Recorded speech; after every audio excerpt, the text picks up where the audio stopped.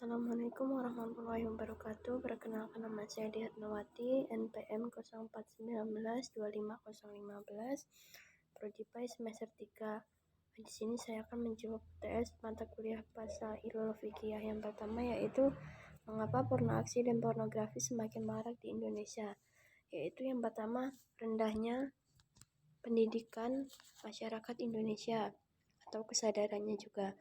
Terus yang selanjutnya, lemahnya penegakan hukum, kurangnya pendidikan anak pada usia dini, kurangnya perhatian orang tua. Selanjutnya yaitu perbuatan yang berbentuk porno aksi dan pornografi. Untuk pornografi sendiri yaitu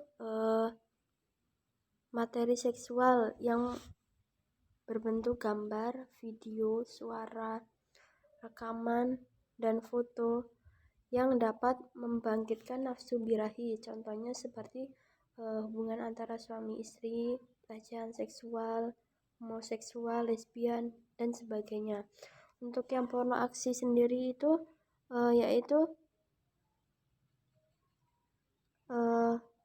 contohnya seperti gerakan-gerakan yang merangsang atau cara berpakaian yang minim, yang sedikit banyak bagian-bagian yang terkait dengan alat kelamin. Jadi dia lebih ke aksinya. Contohnya seperti pencabulan atau gerakan badan yang dapat membangkitkan nafsu birahi seseorang. Terus yang selanjutnya,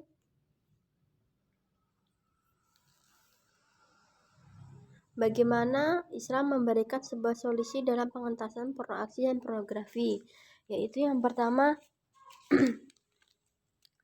mengenalkan kepada anak tentang bahaya pornografi dan porno aksi itu sendiri, karena itu berbahaya sekali, karena dapat merusak pikiran ataupun otak pada anak tersebut. Terus yang selanjutnya, membekali anak dengan tuntunan dan nasihat yang baik, atau membekali dia dengan ilmu agama Islam. Terus yang selanjutnya, Islam memberikan pengetahuan tentang batas-batas aurat perempuan dan laki-laki yang harus dijaga.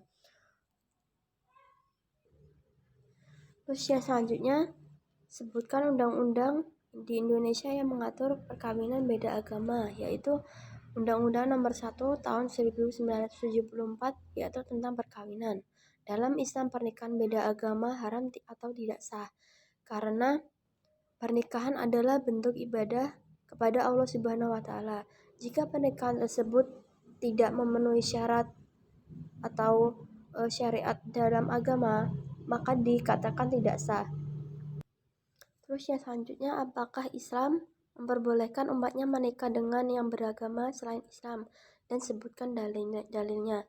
Di sini dalam Quran surat Al-Baqarah ayat 221 telah disebutkan, dan janganlah kamu menikahkan orang-orang musyrik dengan wanita-wanita mukmin sebelum mereka beriman. Sesungguhnya budak mukmin lebih baik dari orang musyrik, walaupun dia menarik hatimu, mereka mengajak ke neraka.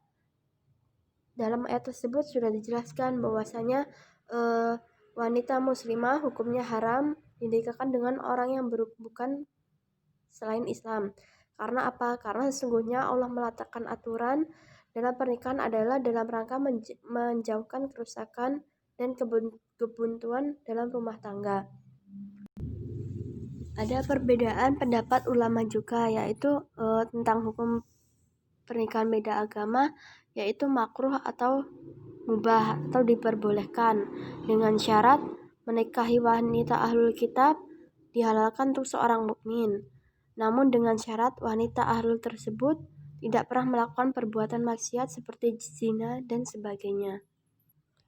Untuk dalilnya itu sendiri terdapat juga dalam Quran surat Al-Mumtahanah ayat 10, yaitu lahunna jalla lahum walahum yaj'luna lahun, yaitu mereka wanita-wanita muslimah tiada halal bagi orang-orang non-muslim, itu dengan orang-orang non-muslim itu tiada halal pula bagi mereka. Untuk pertanyaan yang selanjutnya, yaitu bagaimana pandangan Islam tentang abortus.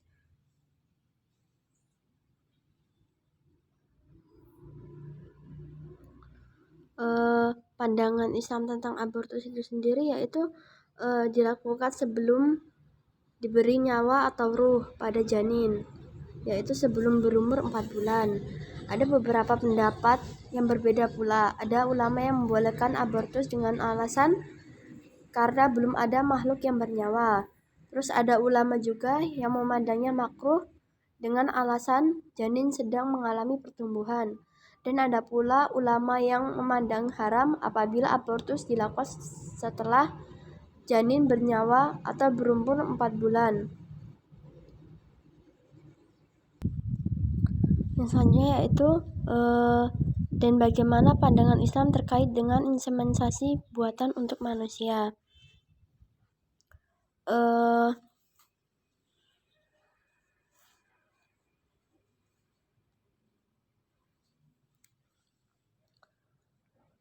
Apabila dilakukan dengan sel sperma dan ovum suami istri sendiri, tidak ditransfer dalam rahim wanita lain, termasuk istrinya sendiri yang lain bagi suami yang berpoligami, maka Islam membenarkan, baik dengan cara mengambil sperma suami kemudian disuntikkan ke dalam area wanita.